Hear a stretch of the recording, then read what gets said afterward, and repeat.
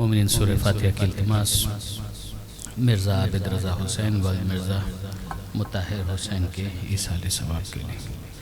بسم اللہ الرحمن الرحیم، الحمدللہ رب العالمین، الرحمن الرحیم، مالک یوم الدین، ایاک نعبد و ایاک نستعین، اہدنا الصراط المستقیم صراط الذین انعمت علیہم غیر المغضوب علیہم ولا الضالین برحمتک یا ارحم الراحمین۔ صلوات علی محمد اللہم صلی علی محمد وآل محمد۔ اعوذ باللہ من الشیطان الرجیم، بسم اللہ الرحمن الرحیم، الحمدللہ رب العالمین، والصلاة والسلام علی اشرف الانبیاء والمرسلین، سیدنا و مولانا ابو القاسم محمد۔ صلی علی محمد وآل محمد واہل بیتہ الطیبین الطاہرین المعصومین المظلومین المنتجبین المنتخبین المیامین، لا سیما علی الامام المنتظر والحجۃ الثانی عشر الذین اذهب اللہ عنہم الرجس وطہرہم تطہیرا۔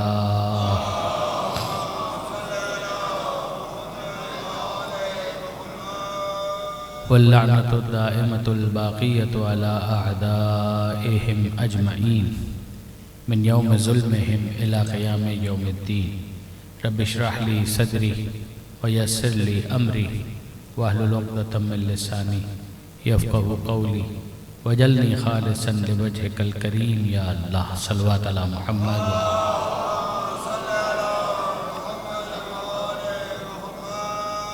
اما بعد فقد قال اللہ سبحانہ وتعالی فی القرآن الحکیم، بسم اللہ الرحمن الرحیم، یا ایہا الذین آمنوا کتب علیکم الصیام کما کتب علی الذین من قبلکم لعلکم تتقون۔ صلوات علی محمد وآلہ محمد۔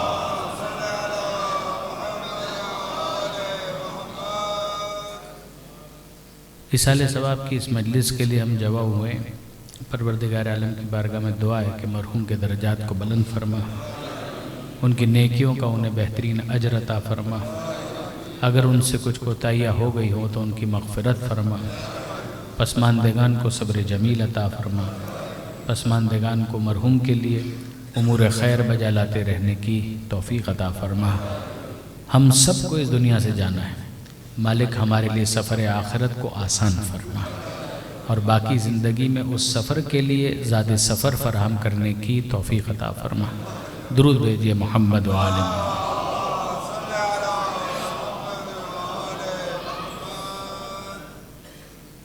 فصل ماہ سیام کی آمد لہذا میں نے آپ کے سامنے سورہ بقرہ کی وہ آیت تلاوت کرنے کا شرف حاصل کیا کہ جو اب آپ مسلسل سنا کریں گے، جس میں پروردگار عالم نے یہ ارشاد فرمایا کہ یا ایہا الذین آمنوا، اے ایمان لانے والو، کتب علیکم الصیام، تمہارے اوپر روزے فرض کر دیے گئے، لکھ دیے گئے، کما کتب علی الذین من قبلکم، جیسے تم سے پہلے والوں پر بھی اس ذمہ داری کو رکھا گیا تھا۔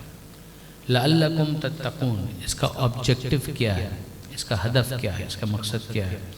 اس کا مقصد یہ ہے کہ تمہارے اندر تقوی پیدا ہو جائے، اور اگر تقوی ہے تو وہ اور نکھر جائے۔ پروردگار عالم نے اس آیت کے اندر مخاطب ہونے کی حیثیت سے ایزیوم کیا ہے کہ تم جانتے ہو کہ میں کون ہوں، یعنی جس پر تمہارا ایمان ہے میں وہی خدا ہوں۔ تو جب میں خدا ہوں اور تم میرے مومن ہو تو میں اپنے مومن بندوں کو مخاطب کر کے یہ تم میرے مومن بندے ہو تو میری اس بات کو سمجھو کہ میں کیا کہنا چاہتا ہوں۔ کتب علیکم، تمہارے اوپر لکھ دیا گیا ہے، اگر تم مومن نہیں ہو تو میں تم سے مخاطب بھی نہیں ہوں، پھر تو تم سے دوسری باتیں کی جائیں گی، پھر تو یہ کہا جائے گا کہ مجھے مانو، میرے رسول کو مانو، میرے علی کو مانو۔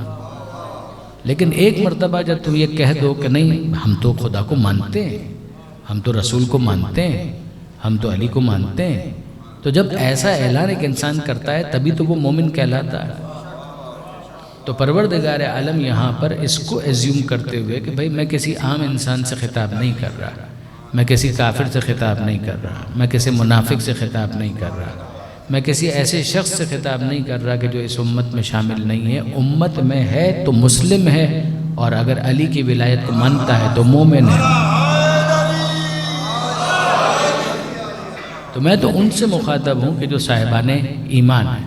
تو جو صاحبان ایمان ہوتے ہیں پھر وہ تو میدان میں ڈٹ کر مقابلہ کرتے ہیں۔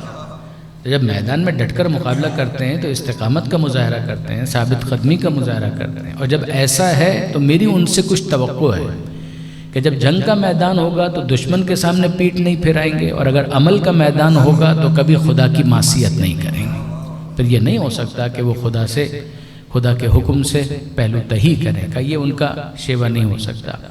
مجھے حضرت علامہ سید علی نقی صاحب نقن صاحب علی اللہ مقامہ وہ یاد آئے۔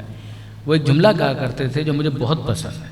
وہ فرمایا کرتے تھے کہ زندگی میں امتحان تو ہوتا ہے، زندگی نام ہی امتحان کا ہے۔ دیکھیں زندگی کے اندر 2 دن کبھی یکساں نہیں ہوتے، کبھی کے دن بڑھے کبھی کے راتی بڑھے۔ تلک الایام نداولها بین الناس، خدا فرماتا ہے کہ یہ دن ہے جو ہم پلٹاتے رہتے ہیں لوگوں کے درمیان۔ مولا کائنات امیر المومنین علی ابن ابی طالب علیہ السلام، مولا کا ایک بہت پیارا جملہ نہج البلاغہ کے اندر ہے کہ مولا فرماتے ہیں الدہر یومان، زمانہ 2 دنوں کا نام ہے، زمانہ 2 دنوں کا نام، یوم لک و یوم علیک۔ ایک وہ دن ہے جو تمہارے فیور میں ہوتا ہے، ایک وہ دن ہے جو تمہارے خلاف ہوتا ہے۔ ایک دن تمہارے حق میں ہوتا ہے، ایک دن تمہارے خلاف ہوتا ہے۔ اب آپ اس کو پھیلا لیجئے، کبھی کے دن بڑھے کبھی کی راتیں بڑھی، یعنی کیا مطلب؟ ایک دن تمہارے فیور میں ہوتا ہے، ایک دن تمہارے خلاف ہوتا ہے، اس کا کیا مطلب؟ مطلب یہ ہے کہ کبھی صحت ہے تو کبھی بیماری ہے، یعنی every day is not Sunday, ہر دن چھٹی کا دن نہیں ہے، کبھی کام پر جانا ہے کبھی چھٹی کا دن ہے، کبھی کام پر جب جا رہے ہیں تو اس کام کے اندر بہت مزہ آ رہا ہے، ہر چیز کلک کرتی جا رہی ہے، کبھی ایسا ہے کہ انسان ایک کی دبانا چاہتا ہے تو کمپیوٹر ہینگ ہو گیا، انٹرنیٹ بھی کام نہیں کر رہا تو 10,000 مسائل آ گئے۔ تو مولا فرماتے ہیں کہ زمانہ 2 دنوں کا نام ہے، یعنی مجھے وہ یاد آیا شعر کہ عمر دراز مانگ کے لائے تھے 4 دن، 2 آرزو میں کٹ گئے 2 انتظار میں۔ یہ تو بالکل ہی مایوسی کا شعر ہے، یعنی عمر دراز مانگ کے لائے تھے 4 دن، یعنی کل زندگی 4 دنوں کی تھی، یعنی مختصر تھی، 2 آرزو میں کٹ گئے 2 انتظار میں۔ تو آرزو رہی کہ یہ ہو جائے اور وہ ہو جائے، اور 2 انتظار میں کہ اب ہوا چاہتا ہے، اب ہوا چاہتا ہے، اب ہوا چاہتا ہے۔ لیکن اس کے اندر تو کل مایوسی ہے کہ 2 آرزو میں کٹ گئے 2 انتظار میں، یعنی ملا کچھ بھی نہیں۔ تو مولا فرماتے ہیں کہ نہیں ایسا نہیں ہے، اتنا بھی معاملہ خراب نہیں ہے، اتنی بھی ڈس اپوائنٹمنٹ کی ضرورت نہیں ہے، اتنی مایوسی کی ضرورت بھی نہیں ہے۔ بھائی ایسا بھی ہوتا ہے کہ کبھی تمہارے فیور میں کوئی چیز ہو رہی ہوتی ہے، کبھی تمہارے فیور میں نہیں ہوتی، تمہارے خلاف ہوتی ہے۔ تو دنیا اسی کا نام ہے۔ انسان زندگی گزارتا ہے تو کبھی خوش ہوتا ہے کبھی غمگین ہوتا ہے۔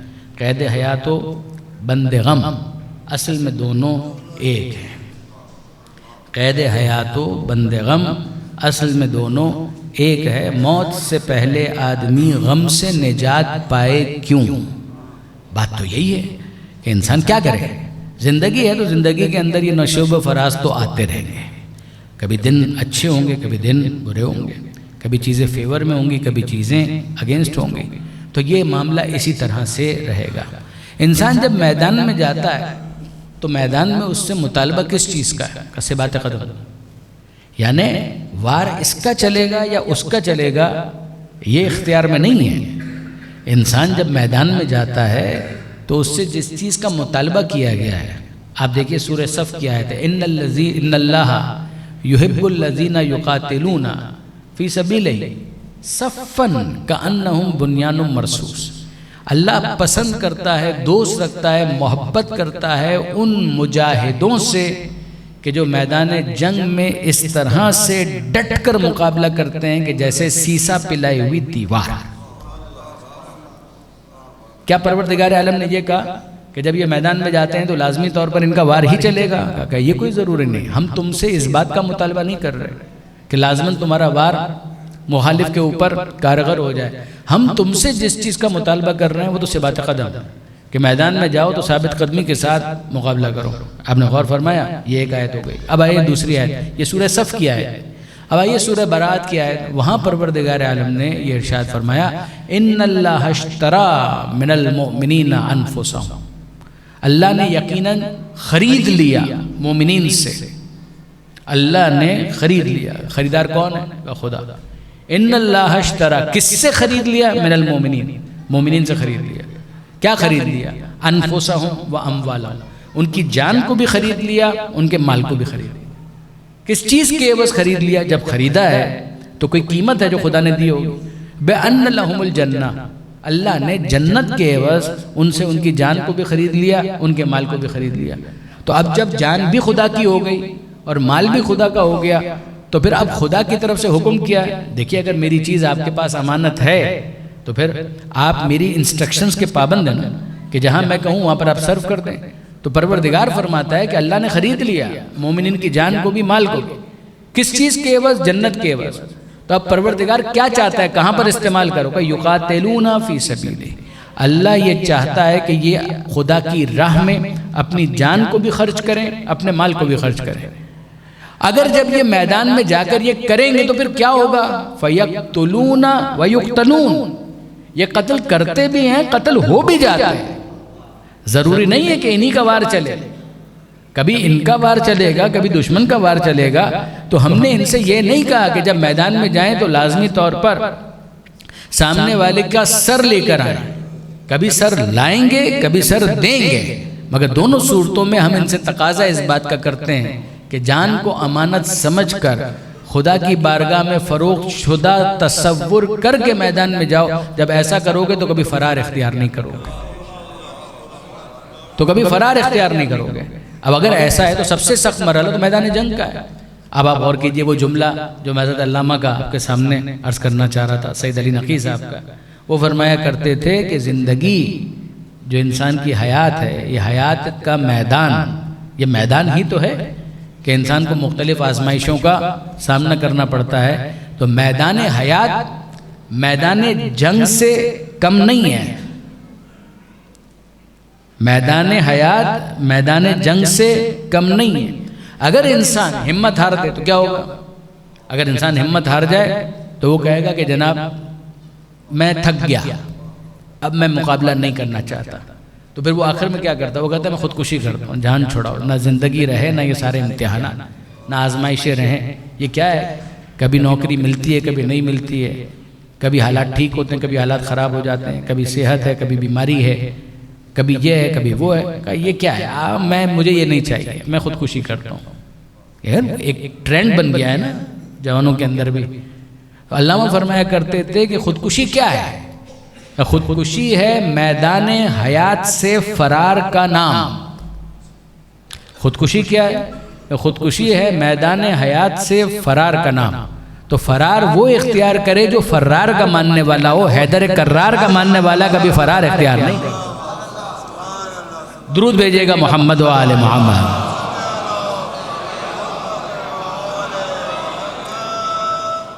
تو آپ نے غور فرمایا کہ میدان میں ڈٹ کر مقابلہ کرنا. تو میدان جنگ ہو تب ڈٹ کے مقابلہ کرو، میدان حیات ہو تب ڈٹ کر مقابلہ کرو اور آگے بڑھو. یاد رکھو کہ ان مع العسر یسرا، یقیناً عسر کے ساتھ یسر بھی ہے. عسر کہتے ہیں پریشانی کو، یسر کہتے ہیں آسانی کو. مع کا مطلب ہے ساتھ ساتھ، side by side, hand in hand, ہاتھوں میں ہاتھ دیے ہوئے یہ دونوں ساتھ ساتھ چلتے ہیں. پریشانیاں بھی آتی ہیں لیکن آسانی بھی آتی ہے. اور پھر اس کے بعد لطف یہ ہے کہ انسان جب خوگر ہو جاتا ہے تو وہ پریشانی ہی کو آسانی کے طور پر قبول کر لیتا ہے. پھر آپ دیکھیں گے بہت سارے افراد ہوتے ہیں کہ وہ آسان طلب نہیں ہوتے ہیں، وہ آسانی طلب نہیں ہوتے. وہ کہتے ہیں کہ اتنا آسان معاملہ ہو تو مزہ نہیں آتا. مگر میں پھر آپ کو متوجہ کروں گا کہ آپ ذرا اس آیت کے اوپر ایک مرتبہ پھر غور کیجیے کہ جو پروردگار نے فرمایا وہ کیا کہا؟ ان اللہ اشترا، اللہ نے خرید لیا. کن سے خرید لیا؟ مومنین سے. کیا خرید لیا؟ ان کے نفس کو اور ان کی مال کو. کس چیز کے عوض؟ جنت کے عوض خرید لیا. تو اب آپ ذرا غور فرمائیے کہ کیا یہ جو خدا نے خریدا ہے اور جو قیمت خدا نے عطا کی ہے تو کیا یہ کم سے کم قیمت ہے یا زیادہ سے زیادہ قیمت؟ غور طلب بات ہے کہ جب پروردگار عالم یہ کہہ رہا ہے خدا نے خرید لیا، تو دیکھیے خریدار جب خریدتا ہے تو وہ قیمت آفر کرتا ہے، اور جو بیچنے والا جب بیچتا ہے تو وہ قیمت پر دھیان رکھتا ہے۔ اب میں آپ سے پوچھتا ہوں کہ جب یہ بیچنے والا بیچ رہا ہے اور خریدنے والا خرید رہا ہے تو قیمت کیا ہونی چاہیے؟ دیکھیے، اگر 500 روپے کی ایک چیز آپ نے بنائی اور آپ نے 400 روپے میں بیچ دی تو یہ فائدہ ہوا یا نقصان ہوا؟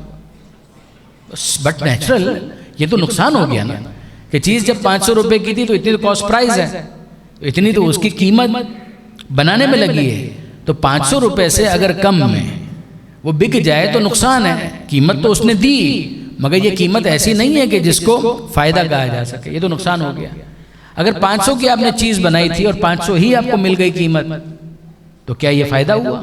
جواب ملے گا نہیں، یہ بھی فائدہ نہیں ہوا، یہ تو بریک ایون پر ہوا۔ میں نے اتنا ٹائم لگایا وہ الگ، پیسے میرے خرچ ہوئے 500 روپے اور انہوں نے 500 روپے دے کر وہ چیز لے لی، تو سیدھی سی بات ہے فائدہ تو نہیں ہوا۔ تو میں آپ سے پوچھتا ہوں کامیاب کاروباری کس کو کہتے ہیں؟ بزنس مین کس کو کہتے ہیں؟ تاجر کس کو کہتے ہیں؟ وہ منافع کو دیکھتا ہے اور یہ بھی دیکھتا ہے کہ منافع ایسا ہو کہ جو قابل ذکر ہو، یعنی صرف 500 روپے بھی نہیں، 501 روپیہ تو صرف 1 روپے کے فائدے کے لیے یہ اتنی زحمت برداشت کی تھی، تو 510 515 525 کتنے ہوں کہ اتنا تو ہو کہ جس کو واقعاً قابل ذکر منافع کہا جا سکے۔ مثال کے طور پر 500 کی جگہ 1000 روپے مل رہے ہیں تو آپ کہیں گے کہ ہاں یہ کچھ فائدہ ہوا۔ اگر کوئی کہے 500 کے بدلے میں تو 5000 دیتا ہوں، 10,000 دیتا ہوں اس چیز کے، تو آپ کہیں گے ہاں اب یہ قیمت اچھی لگی۔ اب ذرا سنیے کہ مولا کائنات کیا کہہ رہے ہیں۔ مولا یہ فرماتے ہیں کہ تمہارے نفس کی کم سے کم قیمت، زیادہ سے زیادہ نہیں، تمہارے نفس کی کم سے کم قیمت جس پر تمہیں اپنے نفس کو بیچنا چاہیے وہ جنت ہے، اس سے کم پر اسے فروخت مت کرنا ورنہ یقیناً تم نے گھاٹا کیا، نقصان اٹھایا۔ آپ نے غور فرمایا اگر کسی نے اپنے نفس کو بیچ دیا تو وہ نفس کو کس قیمت پر بیچ رہا ہے؟ تو مولا فرماتے ہیں کم سے کم، زیادہ نہیں، یعنی اگر تاجر ہو، بزنس مین ہو، کاروباری ہو تو اس بات کو سمجھو کہ جنت سے کم کسی بھی چیز پر اگر تم نے اپنے نفس کو بیچ دیا تو تم نے گھاٹا کیا۔ اس کا مطلب یہ ہے کہ تمہیں کاروبار کرنا نہیں آتا، تمہیں تجارت کرنا نہیں آتا، عوامی زبان میں تمہیں دھندا کرنا نہیں آتا ہے، تم اچھے بیوپاری نہیں ہو، اس لیے کہ تمہارے نفس کی اگر اس سے کم قیمت تمہیں مل رہی ہے تو تم نے نقصان کیا، تم نے گھاٹا کیا۔ لیکن مولا کائنات کی بارگاہ میں ہاتھ جوڑ کر کہوں گا کہ مولا آپ نے بھی جب قیمت کا بیان دیا ہے تو یہ کہا ہے کم سے کم قیمت، تو کوئی مجھے یہ بھی تو بتائے کہ زیادہ سے زیادہ قیمت کیا؟ کم سے کم قیمت تو جنت ہے مگر زیادہ سے زیادہ قیمت کیا ہے؟ تو یاد رکھیے گا کم قیمت علی نے بتائی، اور وہ کس کے نفس کی قیمت ہے؟ من المومنین، مومنین کے نفس کی کم سے کم قیمت جنت ہے، مگر جو زیادہ سے زیادہ قیمت ہے وہ پروردگار نے بتائے کہ مومنین کا نفس خریدوں گا جنت کے بدلے، امیر المومنین کا نفس خریدوں گا اپنی مرضی کے بدلے۔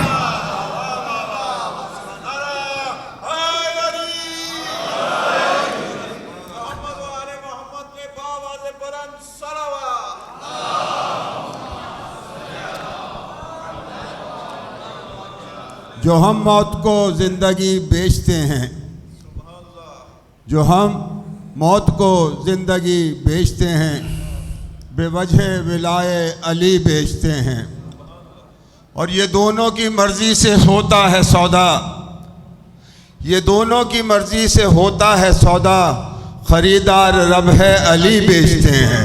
نعرہ حیدری۔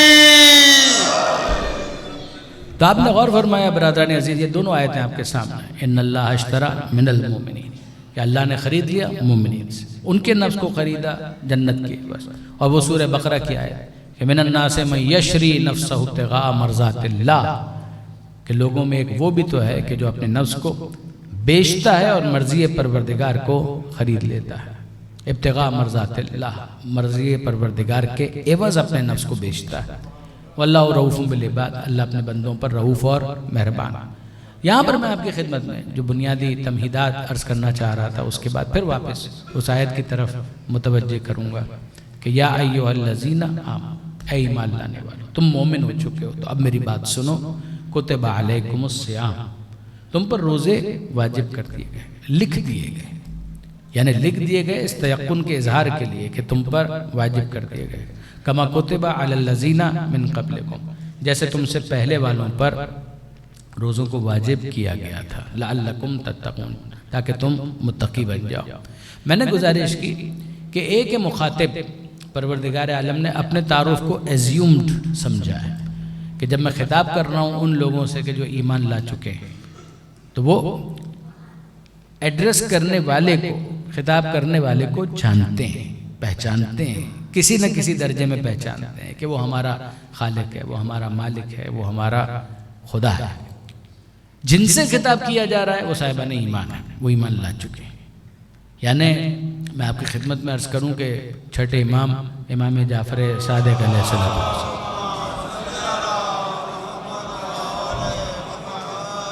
امام یہ ارشاد فرماتے ہیں کہ لذت و ما فی النداء، کہ روزہ رکھنے میں زحمت تو ہے، ایسا نہیں ہے کہ روزہ رکھنے میں زحمت نہیں۔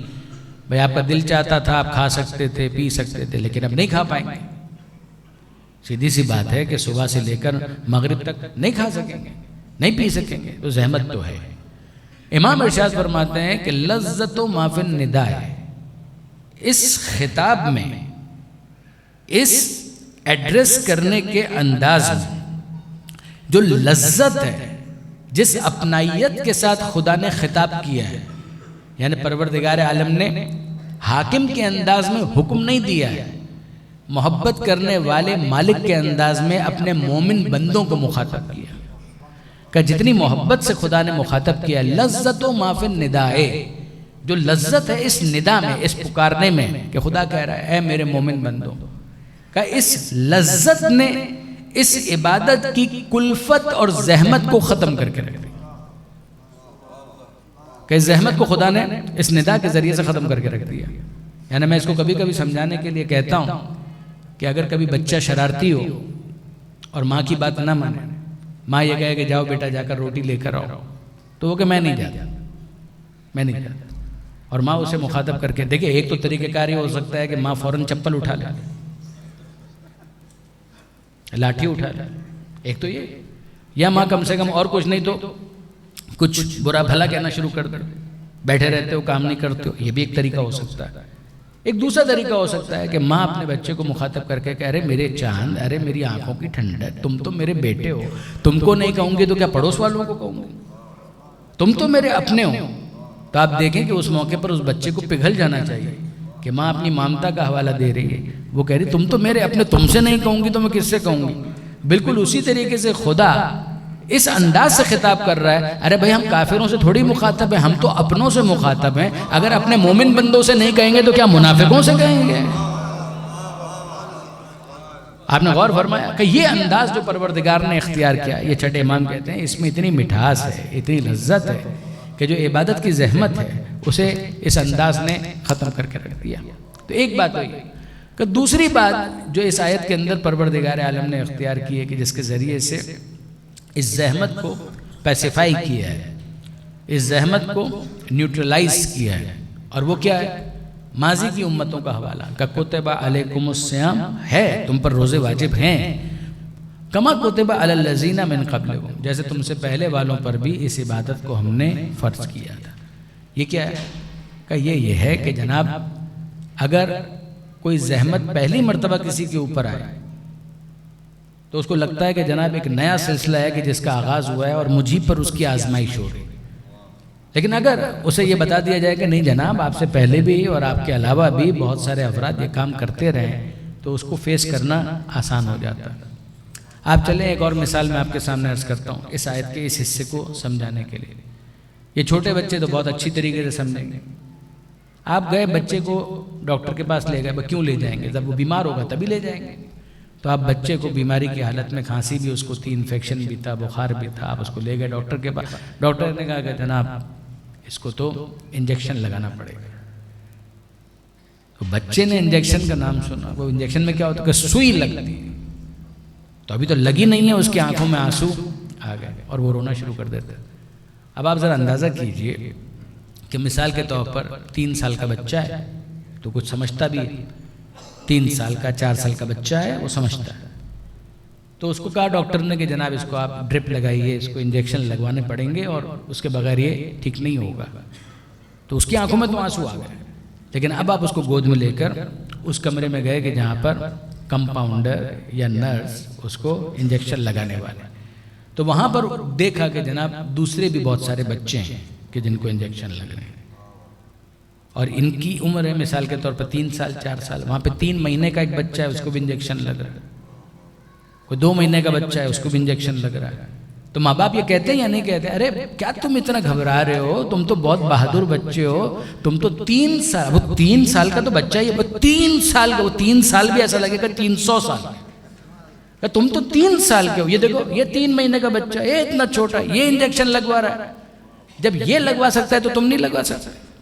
تو اس کو بھی واقعا لگے گا کہ ہاں بھائی میں تو 3 سال کا ہوں، یہ 3 مہینے کا لگوا سکتا ہے تو میں 3 سال کا ہو کر کیوں نہیں لگا سکتا؟ اب آپ نے غور فرمایا اس آیت کے اس حصے میں پروردگار نے وہ انداز اختیار کیا کہ ارے تم تو مصطفیٰ کی امت میں ہو، تم سے پہلے والے جو ہیں تم تو بڑی امت میں ہو، تو پہلے والے اگر موسیٰ کی امت میں رہتے ہوئے یہودی روزہ رکھ سکتے ہیں، عیسیٰ کی امت میں رہتے ہوئے عیسائی روزہ رکھ سکتے ہیں، نوح کی امت میں رہتے ہوئے وہ روزہ رکھ سکتے ہیں، تو تم محمد مصطفیٰ کی امت میں رہتے ہوئے روزہ کیوں نہیں رکھ سکتے؟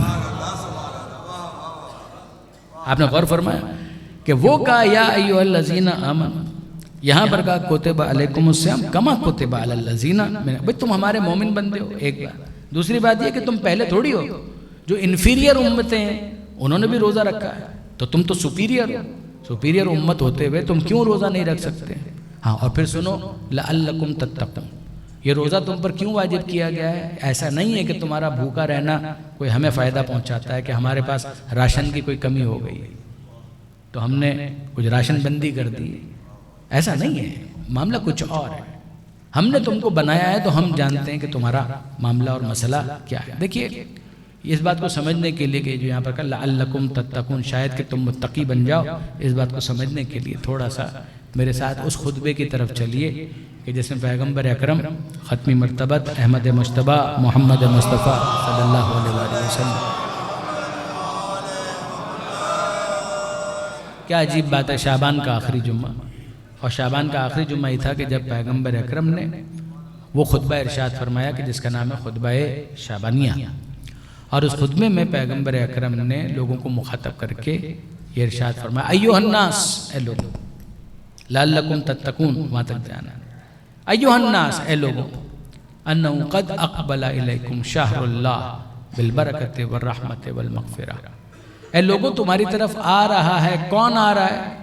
سیدھی سی بات ہے کہ جب کہا جائے کوئی آ رہا ہے تو ذہن میں آتا ہے کہ کوئی مہمان ہے کہ جس کا تذکرہ ہوگا، تو میں آپ کو فون کر کے کہوں کہ آپ کی طرف ایک میرا جان پہچان کا ہے وہ آ رہا ہے، تو آپ کہیں گے بالکل ٹھیک ہے، اگر آ رہا ہے تو وہ میرا مہمان ہے، میں ان کا خیال رکھوں گا۔ تو پیغمبر اکرم فرما رہے ہیں ایھا الناس انہ قد اقبل الیکم، اے لوگوں تمہاری طرف آ رہا ہے، کون آ رہا ہے؟ کہ اللہ کا مہینہ تمہارا مہمان بننے کے لیے آ رہا ہے مہمان بن کر۔ ہم نے کہا کہ مہمان آ رہا ہے تو خرچہ ہوگا، مہمان کے اوپر تو کچھ نہ کچھ خرچ کرنا پڑتا ہے، کہ وہ آ رہا ہے کچھ تحفے لے کر، تم پر بوجھ بننے کے لیے نہیں آ رہا، تمہیں کچھ دینے کے لیے آ رہا۔ وہ کیا لے کر آ رہا ہے؟ کہ بالبرکۃ والرحمۃ والمغفرہ، اس کے ہاتھوں میں جو تمہارے لیے تحفہ ہے اس کا نام ہے برکت، رحمت اور مغفرت۔ کہ ہم تو عام دنوں میں بھی خدا کی برکت کے مشتاق ہوتے ہیں، رحمت کے متلاشی ہوتے ہیں، استغفار کے طلبگار ہوتے ہیں، کہا کہ ہاں برکتیں عام دنوں میں بھی ہیں، رحمتیں عام دنوں میں بھی ہیں، مغفرتیں عام دنوں میں بھی ہیں، مگر یہ جو مغفرتیں اور یہ جو برکتیں اور یہ جو رحمتیں ہیں یہ سیزنل ہیں، یہ وہ عام نہیں ہے کہ جو عام دنوں میں ملا کرتا ہے، یہ وہ فریج کے اندر اسٹور کیا ہوا عام نہیں ہے، یہ موسم کا پھل ہے، یہ برکت کا خاص موسم آ رہا ہے، یہ رحمت کا خاص موسم آ رہا ہے، یہ مغفرت کا خاص موسم آ رہا ہے، یہ مہینہ لے کر آئے گا تمہارے لیے مغفرتیں، رحمتیں اور برکتیں۔ شہر وعند اللہ افضل الشہور، یاد رکھو کہ یہ مہینہ اللہ کی نظر میں افضل ترین مہینہ ہے، دوسرے مہینے اس مہینے کے برابر نہیں آ سکتے۔ ایامہ افضل الایام، اس کے دن دوسرے مہینے کے دن اس کا مقابلہ نہیں کر سکتے۔ ولیالی ہے افضل اللیالی، اور اس کی راتیں دوسرے مہینوں کی راتیں ان راتوں کا مقابلہ نہیں کر۔ وساعاتہ افضل الساعات، اور اس کے لمحے کیا کہنا ان کے لمحوں کا، دوسرے مہینے کے لمحے اس کا مقابلہ نہیں کر سکتے۔ یہ مہینہ ایسا غیر معمولی مہینہ ہے۔ اب اس کے اندر پروردگار عالم نے تمہیں دعوت دی ہے، دعیتم فیہ الی ضیافت اللہ، اللہ نے تمہیں دعوت دی ہے اس مہینے میں اپنا مہمان بننے کی، کہ تم اس کے مہمان بن جاؤ۔ پہلے تو اعلان ہو رہا تھا کہ مہینہ مہمان بننے کے لیے آ رہا ہے، اب اعلان یہ ہو رہا ہے کہ اس مہینے کے اندر برکتیں، رحمتیں، مغفرتیں تو ہیں، اور اس مہینے میں خدا کی طرف سے تمہیں اپنا مہمان بننے کی دعوت دی جا رہی ہے۔ یہ وہ منزل ہے کہ جہاں پر میں اپنے سامعین کو روکنا چاہتا ہوں کہ ذرا توجہ کریں۔ ایک بالکل منطقی سوال ہے، ہو سکتا ہے بزرگان تو نہ کریں مگر جوان تو کریں گے، اور ان کو حق بھی ہے کہ وہ کریں۔ یہ عجیب دعوت ہے کہ جس کا پروردگار عالم نے نیوتا بھجوایا ہے، انویٹیشن کارڈ آیا ہے ہمارے پاس کہ تمہیں اللہ کا مہمان بننے کی دعوت دی جا رہی ہے۔ باقی مہینوں میں جو ہم کھا رہے تھے تو رازق کوئی اور تھا، باقی مہینوں میں بھی تو خدا ہی رازق تھا، پروردگار عالم ہی رزاق تھا، رزق تو وہی دیتا ہے۔ تو جب وہ رزق وہ دیتا ہے تو باقی مہینوں میں بھی وہ کھلا رہا تھا، اور اس مہینے کے اندر بھی وہی کھلائے گا۔ تو باقی مہینوں میں تو اس نے نہیں کہا کہ تمہیں مہمان بننے کی دعوت دی جا رہی ہے، اس مہینے میں خاص طور پر کہا جا رہا ہے کہ تمہیں مہمان بننے کی دعوت دی جا رہی ہے۔ ایسا ہی ہوا۔ اب میں آپ کے سامنے پھر ایک مثال عرض کرتا ہوں تاکہ میری بات واضح ہو سکے۔ ایک کارخانہ ہے کہ جہاں پر مزدور کام کرتے ہیں، کارخانے کا جو مالک ہے وہ اتنا اچھا ہے کہ روزانہ دوپہر کا لنچ اپنے مزدوروں کو پرووائڈ کرتا ہے۔ 100 افراد ہیں، 200 افراد، 1000 مزدور جو وہاں پر کام کر رہے ہیں، روزانہ ان کے لیے دسترخوان بچتا ہے دوپہر کا، اور ان کو دعوت دی جاتی ہے کہ جناب لنچ کا ٹائم آئیے اور کھانا کھاتے ہیں۔ وہ روزانہ آتے ہیں، کھانا کھاتے ہیں۔ ایک دن کارخانے کے مالک نے ان سے کہا کہ بھائی اس اتوار کو میرے گھر پر آنا، تمہیں میں مہمان بنانا چاہتا ہوں۔ روزانہ دوپہر کو کھانا دیا جائے، اور اب یہ اعلان کیا جا رہا ہے کہ اس اتوار کو ذرا میرے گھر پر آنا، تمہیں میں اپنا مہمان بنانا چاہتا ہوں۔ اب میں آپ سے انصاف سے پوچھنا چاہتا ہوں، کھانا روزانہ کھلا رہا تھا، کبھی نہیں کہا کہ تمہیں مہمان بناتا ہوں، اتوار کے دن کہا کہ آ جانا، میں تمہیں اپنا مہمان بنانا چاہتا ہوں، تو توقع کیا ہوگی مزدوروں کی؟ مزدوروں کی توقع تو یہ ہوگی، بالکل درست فرمایا، کہ کچھ اسپیشل انتظام ہوگا کہ بھئی روزانہ کھانے میں کیا ہوتا تھا بھائی، کبھی ہوتی تھی دال، کبھی ہوتی تھی سبزی، کبھی ہوتی تھی گوبھی، کبھی مکس سبزی، کبھی یہ کبھی وہ۔ تو اب کیا ہوگا؟ ظاہر ہے کہ اتوار کے دن کبھی اس نے نہیں کہا کہ میں تمہیں مہمان بنانا چاہتا ہوں، کھانا تو روز کھلا رہا تھا۔ اور اب اگر اس نے کہا کہ اتوار کے دن تمہیں میں اپنا مہمان بنانا چاہ رہا ہوں، تو سارے مزدوروں نے ایک دوسرے سے کہا کہ بھائی اگر مہمان بنا رہے ہیں تو روز اگر دال ہوتی تھی تو اتوار کے دن جب ہم جائیں گے تو چکن ہوگا، مٹن ہوگا، بیف ہوگا، روزانہ میٹھا نہیں ہوتا تھا، لیکن اتوار کے دن جب جائیں گے تو وہاں پر رسگلے بھی ہوں گے، گلاب جامن بھی ہوں گے، گاجر کا حلوہ بھی ہوگا، روزانہ صرف پانی ہوتا تھا تو شربت بھی ہوگا، باقاعدہ مشروبات ہوں گے، روزانہ سلاد نہیں ہوتی تھی تو یہ سلاد بھی ہوگی۔ بھئی اتنے اہتمام کے ساتھ جب کہا جا رہا ہے تمہیں مہمان بنایا جا رہا ہے تو یہی ہوگا۔ لیکن ہوا کیا؟ ہوا یہ کہ اتوار کے دن جب وہ وہاں پر گئے تو ان کو پتا چلا کہ جناب وہ رسگلہ کون سا، وہ مٹن کون سا، وہ بیف کون سا، روز جو دال کھاتے تھے وہ بھی موجود نہیں۔ تو یہ سارے کے سارے افراد کیا کہیں گے؟ وہ کہیں گے کہ جناب یہ اچھا مذاق ہے ہمارے ساتھ کہ روز کھلا رہے تھے تو کبھی نہیں کہا کہ مہمان بنا رہا ہوں، آج جب کہا کہ مہمان بنانے کے لیے بلا رہا ہوں تو جب پہنچے ہیں تو وہاں پر دسترخوان ہی آپ نے بڑھا دی، دسترخوان ہی موجود نہیں، وہ عام سی جو دال تھی وہ بھی موجود نہیں۔ یہ واقعا سمجھ میں نہیں آیا کہ یہاں پیغمبر اکرم کہہ رہے ہیں دعیتم فیہ الی ضیافت اللہ، تمہیں اللہ نے اس مہینے کے اندر مہمان بنانے کے بعد، وہ ٹھیک ہے برکتیں، رحمتیں، مغفرتیں، یہ تو سمجھ میں آتی ہے بات، مگر یہ سمجھ میں نہیں آتا کہ باقی مہینوں میں بھی خدا کھلا رہا تھا، کبھی یہ نہیں کہا کہ تمہیں مہمان بنایا جا رہا، نہ رجب میں، نہ شعبان میں، نہ ربیع الاول میں، نہ ربیع ثانی میں، نہ جمادی میں، نہ رجب، کبھی نہیں کہا۔ اور اس ایک مہینے کے اندر بڑے اہتمام کے ساتھ کہا تمہیں اپنا مہمان بنانے کی دعوت دی گئی ہے۔ اور جب ہم مہینے کے اندر داخل ہوتے ہیں تو توقع کرتے ہیں کہ عام دنوں میں رزق حاصل کرنے کے لیے مزدوری کرنا پڑتی تھی، تو آج کیا ہوگا؟ آج یہ ہوگا کہ آسمان سے کوئی مائدہ نازل ہوگا، آسمان سے کوئی دسترخوان اترے گا۔ آج تو کچھ ایسا ہوگا کہ ہم فریج کھولیں گے تو پکا پکایا کھانا اس میں سے نکلے گا، ہمیں صرف گرم کرنا ہوگا، کھانا ہوگا۔ لیکن ہمیں تو یہ پتہ چلا کہ وہ اور کوئی اہتمام تو کیسا جو روزانہ ہم کھاتے تھے اس کو بھی لپیٹ دیا گیا کہ خبردار تم صبح سے لے کر مغرب تک کھانا نہیں کھا سکتے۔ یہ ہم کو سمجھ میں نہیں آیا کہ یہ کیا معاملہ ہے۔ دعیتم فیہ الی ضیافت اللہ، تمہیں اللہ نے اپنا مہمان بننے کی دعوت دی۔ میں انصاف سے آپ سے عرض کروں گا کہ جب میں نیا طالب علم بنا تھا اور یہ خطبہ میں نے غور کرنا شروع کیا تھا تو اس جملے نے مجھے بالکل روک دیا کہ سمجھ میں نہیں آتا کہ اس کو کیسے ریکنسائل کریں، اس کو کیسے سمجھیں، کس طریقے سے اس کو کمپریہنڈ کریں۔ اور میں آپ کی خدمت میں عرض کروں کہ یہ سمجھ میں آیا اس آیت کے ذریعے سے، وہی آیت لعلکم تتقون۔ کیا مطلب؟ آپ میزبان کو بخیل سمجھتے ہیں؟ میزبان جس نے 11 مہینے کھلایا ہے وہ اس 12ویں مہینے نہیں کھلا سکتا؟ اس کے پاس راشن کی کمی ہو گئی، اس کے پاس رزق کی کمی ہو گئی؟ رزق کی کوئی کمی نہیں ہوئی، وہ اسی طریقے سے وسعت والا ہے، وہ اس کے خزانوں کے اندر کوئی کمی نہیں ہوئی۔ پھر معاملہ کیا ہے؟ معاملہ یہ ہے کہ وہی مثال، آپ میزبان ہیں، آپ اپنے مہمان کے لیے بھرپور اہتمام کرنا چاہتے ہیں، کھلانا چاہتے ہیں، پلانا چاہتے ہیں، لیکن آپ کو پتہ چلا کہ جو آپ کا مہمان ہے وہ ڈائبٹک پیشنٹ ہے، اب بھی رسگلے کھلائیں گے؟ آپ کا مہمان جو ہے وہ آپ کے گھر پر ہے، آپ کے پاس کوئی کمی نہیں ہے، آپ اس کو واقعا نوازنا چاہتے ہیں، مگر مسئلہ سارا یہ ہے کہ وہ ڈائبٹک پیشنٹ ہے۔ اب کھلائیں گے گاجر کا حلوہ؟ آپ کہیں گے کہ گاجر کا حلوہ کھاؤ چاہے تم مر جاؤ لیکن گاجر کا حلوہ کھاؤ۔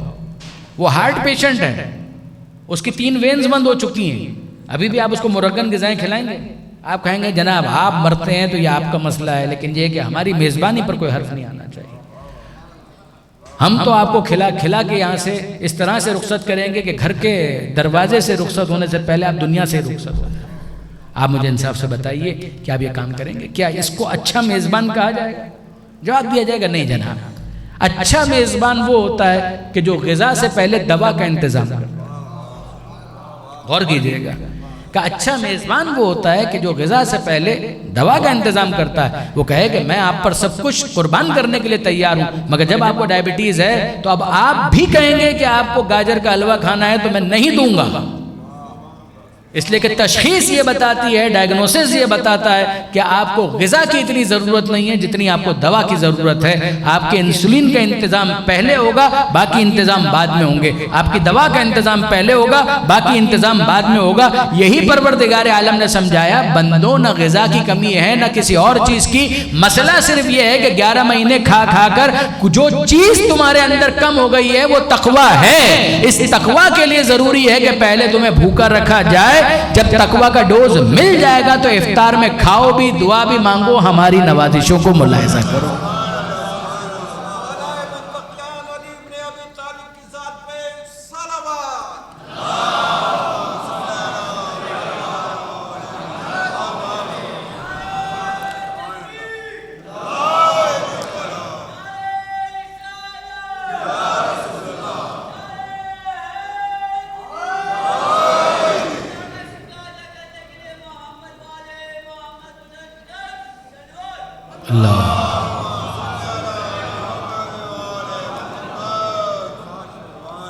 آپ نے غور فرمایا برادران عزیز کہ یہ اس آیت کا جو میسج اور اس آیت کا جو پیغام ہے، اس پیغام کو سمجھے کہ لعلکم تتقون، شاید کہ تم متقی بن جاؤ۔ یعنی اب یہ شاید کیوں کہا گیا کہ ہم تو تمہیں تقویٰ کا ڈوز دیں گے مگر اب اس کو مینٹین کرنا یہ تمہارا کام ہے۔ دن بھر کی بھوک، اس کے ذریعے سے تمہیں ایک سیلف کنٹرول، ایک سیلف ڈسپلن تمہارے اندر آ جائے گا۔ تمہارے پاس وہ چیز موجود ہے مگر تم نہیں کھا رہے، اس کا مطلب کیا ہے؟ تم نے اپنے آپ پر کچھ تو قابو پایا، ورنہ کون تمہیں روک سکتا تھا؟ یعنی تمہارے ہاتھ کیوں نہیں جاتے اس پانی کی بوتل کی طرف کہ جس کے اندر بالکل حلال مشروب موجود ہو؟ تم نے کہا نہیں، میرے خدا نے جب منع کر دیا ہے تو میں نہیں پیوں گا۔ تم کیوں اس غذا کو نہیں کھا رہے؟ کیا تمہارے گھر میں کوئی حرام کا کھانا ہے؟ کہا نہیں، حلال کا ہے۔ کہ جب حلال کا کھانا ہے تو کیوں نہیں کھا رہے؟ کہ میرے خدا نے منع کر دیا۔ کہ کھانا حلال ہے؟ کہ حلال بھی ہے تو مغرب تک حرام ہے، میں نہیں کھا سکتا۔ کہ یہ پانی ہے، شراب تو نہیں ہے؟ کہ نہیں، پانی ہے تو پانی پینا تو حلال ہے۔ کہ حلال ہے تو بھی حرام، اس لیے کہ میرے خدا نے منع کر دیا۔ یہی چیز تو خدا سمجھانا چاہتا ہے کہ اے میرے بندوں، اگر 1 مہینے تک میرے کہنے پر حلال چھوڑ سکتے ہو تو باقی 11 مہینے میرے کہنے پر حرام کیوں نہیں چھوڑ سکتے؟ میرے کہنے پر تم نے 1 مہینہ حلال چھوڑ دیا تو باقی 11 مہینے میرے کہنے پر حرام کیوں نہیں چھوڑ سکتے؟ باقی 11 مہینے میں تمہیں پانی سے بچنے کا نہیں کہوں گا، مگر باقی 11 مہینے میں شراب سے بچنے کا ضرور کہوں گا۔ باقی 11 مہینے میں تمہیں چکن سے نہیں روکوں گا، روٹی سے نہیں روکوں گا مگر باقی 11 مہینے میں تمہیں خنزیر کے گوشت سے ضرور روکوں گا۔ آپ نے غور فرمایا برادران عزیز کہ جب ایسا معاملہ ہے تو پھر انسان کو تقوی کا وہ مفہوم لعلکم تتقون، شاید کہ تم متقی بن جاؤ، یعنی اتنا تقوی تو تمہارے اندر تھا کہ تم نے روزہ رکھا، اتنا تو تھا تمہارے اندر کہ تم نے اپنے آپ کو اس 1 مہینے دن کے وقت حلال سے بھی روک لیا، تو اب باقی تم اس بات کا ثبوت دو کہ تم نے اس پیغام کو سمجھ لیا ہے۔ بس برادران عزیز میں بات کو سمیٹوں اور اختتام کی طرف لے آؤں۔ یہ آیت نمائندہ ترین آیت ہے روزے کے حوالے سے قرآن مجید میں۔ آیت آگے بڑھتی ہے مگر ظاہر ہے کہ اب دامن وقت میں اتنی گنجائش نہیں ہے کہ میں اسے مزید وسعت دوں۔ یہ جو پیغمبر اکرم کا خطبہ ہے، اسی خطبے میں آگے جا کر پیغمبر اکرم نے ایک جملہ ارشاد فرمایا، من فطر منکم مؤمنا، تم میں سے اگر کوئی اس مہینے کے اندر کسی مومن کو افطار کرائے تو اسے ایک غلام آزاد کرنے کا ثواب ملے گا۔ من فطر منکم، اگر تم میں سے کوئی اس مہینے کے اندر کسی ایک مومن کو افطار کرائے تو اسے کیا ملے گا کہ ثواب میں اسے ایک غلام آزاد کرنے کا ثواب ملے گا۔ تو کسی نے ایک سوال کر لیا، صحابہ کرام میں سے کسی نے سوال کر دیا، لیس کلنا یقدر علی ذلک، اللہ، اور بہت اچھا کیا کہ یہ سوال کر لیا کہ اللہ کے رسول ہم میں سے ہر ایک اتنی گنجائش نہیں ہے کھانا کھلا سکیں۔ دیکھیے آج بھی ہر ایک کی اتنی گنجائش نہیں ہوتی، اس زمانے کے اندر تو کوئی سپر مارکیٹ تو نہیں ہے، وہاں پر تو سارے معاملات جو ہیں بڑے ہینڈی ہیں، ہاتھوں سے بہت کچھ کرنا پڑتا ہے۔ تو اس میں کسی نے یہ کہا کہ اللہ کے رسول لیس کلنا یقدر علی ذلک، ہم میں سے ہر اتنی گنجائش نہیں رکھتا کہ کھانا کسی کو کھلا سکے۔ تو پیغمبر اکرم فرماتے ہیں کہ اتقوا النار، جہنم کی آگ سے اپنے آپ کو بچاؤ، چاہے ایک کھجور کا دانہ کسی کو افطار میں دے کر بچاؤ۔ جہنم کی آگ سے اپنے آپ کو بچاؤ، چاہے پانی کا ایک جام کسی کو پلا کر افطار کرا کے اپنے آپ کو جہنم کی آگ سے بچاؤ۔ اگر اس سے زیادہ کی طاقت کسی کے پاس نہیں ہے تو یہ پورا ثواب اتنا کرنے پر بھی اسے مل جائے اگر اس کے پاس طاقت نہیں ہے۔ دیکھیں یہ پیغمبر اکرم کی طرف سے انورٹڈ کاماز میں اس کو سمجھیے گا، یعنی اگر ایک انسان ہے اس کو خدا نے زیادہ دیا ہے، وہ کروڑ پتی ہے، ارب پتی ہے، تو وہ بھی ایک کھجور کے دانے کے ذریعے سے جہنم کی آگ سے بچنے کی کوشش کرے تو یہ مذاق ہے۔ لیکن اگر ایک عام مومن ہے، غریب مومن ہے، وہ بیچارہ نہیں رکھتا، اتنی گنجائش نہیں ہے اس کے پاس، تو پیغمبر اکرم فرما رہے ہیں کہ تمہارے پاس اگر گنجائش نہیں ہے تب بھی ایک کھجور کا دانہ یہ دے سکتے ہو تو یہ دو کسی کو۔ کوشش کرو کہ غریب ہونے کے باوجود تمہارا ہاتھ دینے والا ہو، لینے والا نہ۔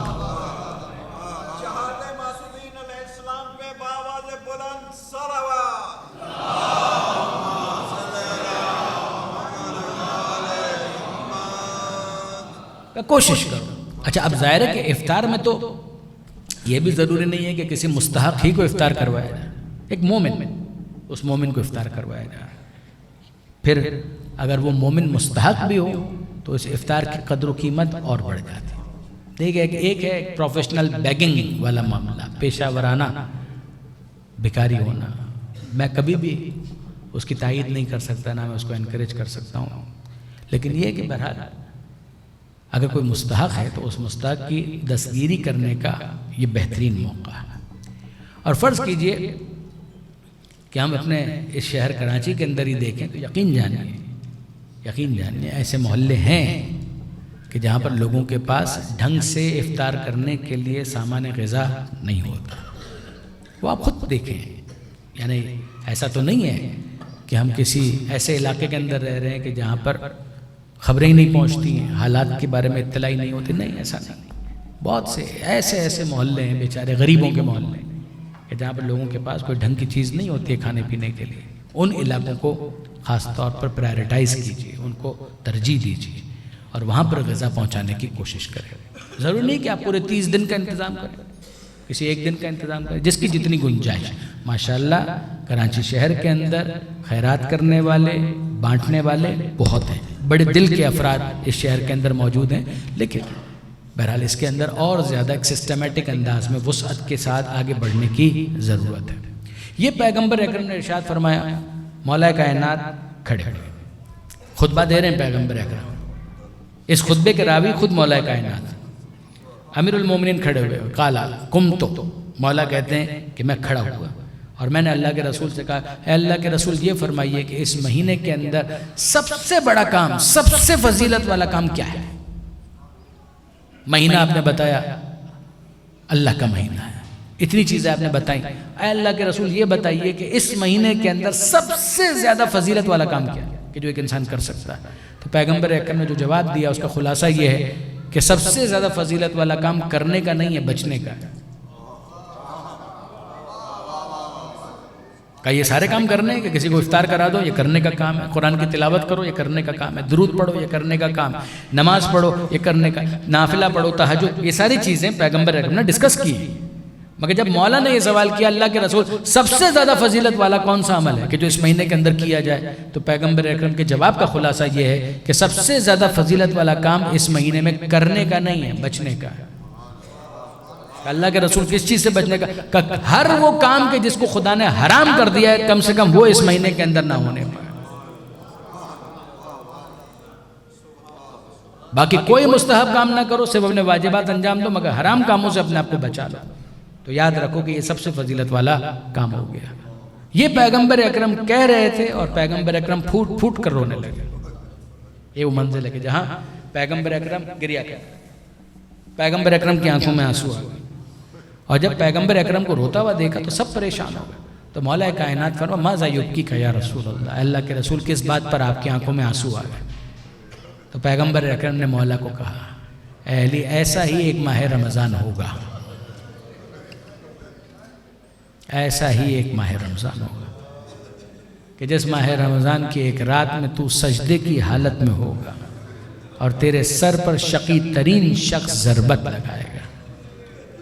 کہ اولین کے اندر شقی ترین شخص وہ تھا کہ جس نے ناقہ صالح کو قتل کیا تھا، اور اس امت کا شقی ترین شخص وہ ہوگا کہ جو اے علی تیرے سر پر ضربت لگائے گا، اور جب تیرے سر پر ضربت لگے گی تیرا سر کا خون بہتا ہوا تیری داڑھی تک آئے گا اور تیری داڑھی تیرے خون سے خضاب ہوگی۔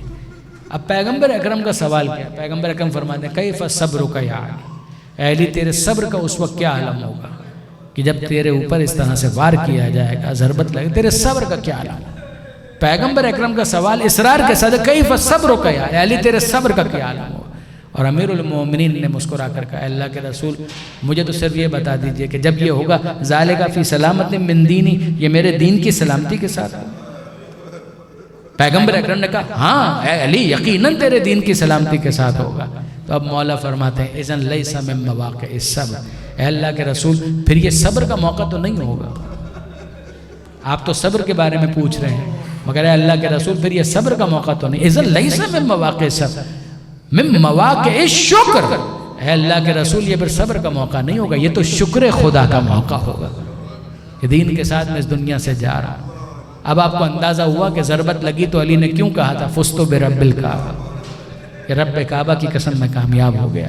یہ علی کی طرف سے شکر کا اعلان تھا کہ رب کعبہ کی قسم میں کامیاب ہو گیا۔ اور میں آپ کی خدمت میں عرض کروں برادران عزیز، علی ہی کا پوتا، علی کا ہم نام علی اکبر،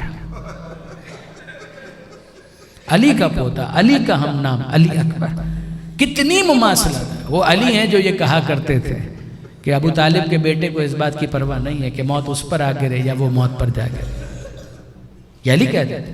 اور آپ دیکھیے کہ سفر کربلا میں حسین ابن علی گھوڑے پر سوار ہیں، کسی مقام پر توقف کیا اور حسین گھوڑے ہی پر بیٹھے تھے پشت فرس پر، اور ٹیک لگایا اور کچھ دیر کے لیے آنکھ لگ گئی۔ آنکھ کھلی تو فوراً زبان پر آیا انا للہ و انا الیہ راجعون۔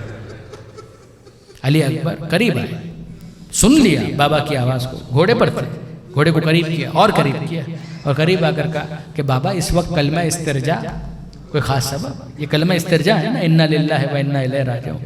کہا کہ ہاں بیٹا میں نے ابھی خواب میں دیکھا کہ کوئی منادی یہ ندا دے رہا ہے کہ یہ قافلہ تو جا رہا ہے مگر موت اس کے پیچھے پیچھے آ رہی ہے۔ یہ جملہ سن کر میں نے کہا تھا انا للہ و انا الیہ راجعون۔ تو اب حسین ابن علی کو مخاطب کر کے علی اکبر کیا کہہ رہے ہیں؟ بابا کیا السنا علی الحق، بابا کیا ہم حق پر نہیں ہیں؟ کہا بیٹا بلا والذی مرجع العباد، کیوں نہیں، اس خدا کی قسم کے جس کی طرف سب نے پلٹ کر جانا، ہم حق پر ہیں۔ تو علی اکبر کہتے ہیں اذن لا نبالی، بابا پھر ہمیں کیا پرواہ، موت ہم پر آ گرے یا ہم موت پر جا گرے۔ یہ جملہ سنا تو حسین ابن علی نے دعا دی. حسین ابن علی نے دعا دی. اس موقع پر حسین نے دعا دی.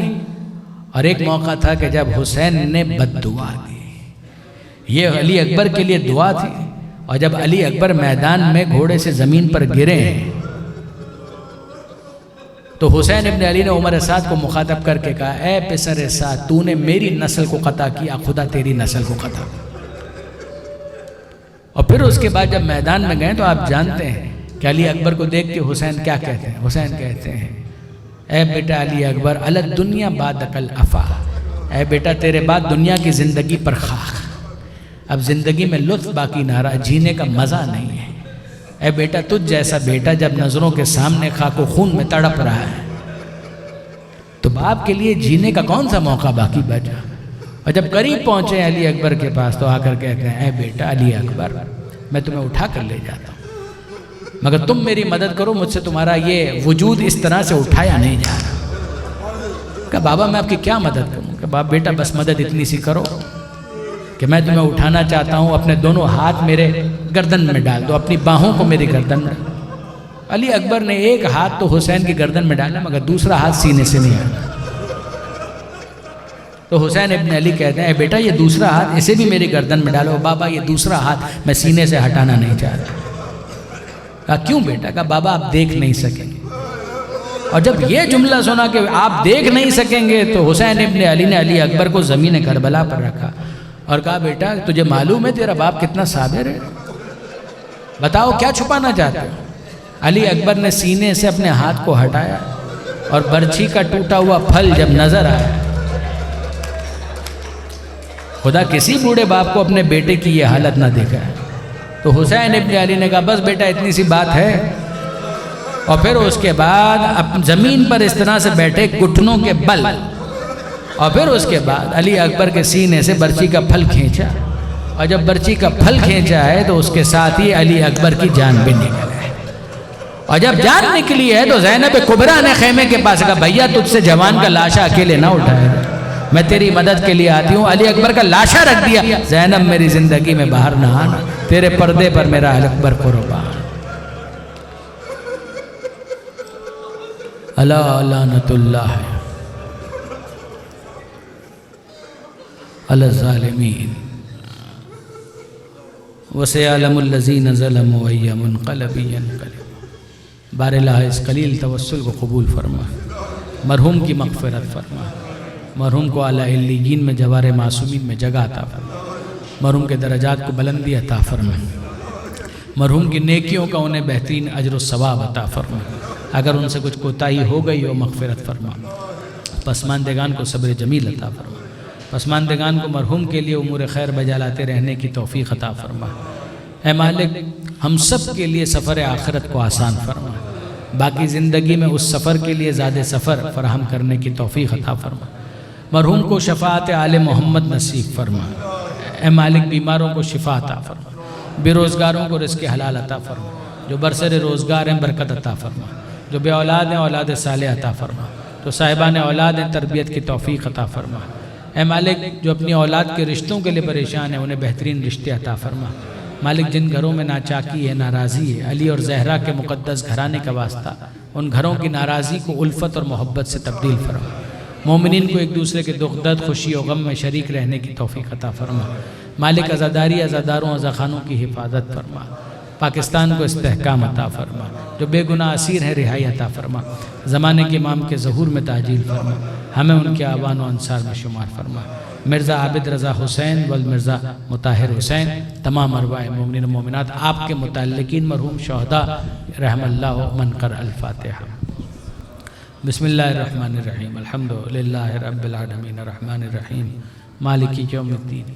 ایاک نعبد و ایاک نستعین.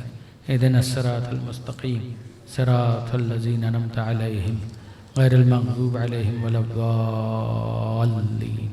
بسم اللہ الرحمن الرحیم. قل هو اللہ احد اللہ الصمد لم یلد ولم یولد ولم یکن له کفوا احد. بسم اللہ الرحمن الرحیم. قل هو اللہ احد اللہ الصمد لم یلد ولم یولد ولم یکن له کفوا احد. بسم اللہ الرحمن الرحیم. قل هو اللہ احد اللہ الصمد لم یلد ولم یولد ولم یکن له کفوا احد. اللهم اغفر للمؤمنين والمؤمنات والمسلمين والمسلمات الأحياء منهم والأموات تابع بيننا وبينهم بالخيرات إنك مجيب الدعوات إنك على كل شيء قدير برحمتك يا أرحم الراحمين.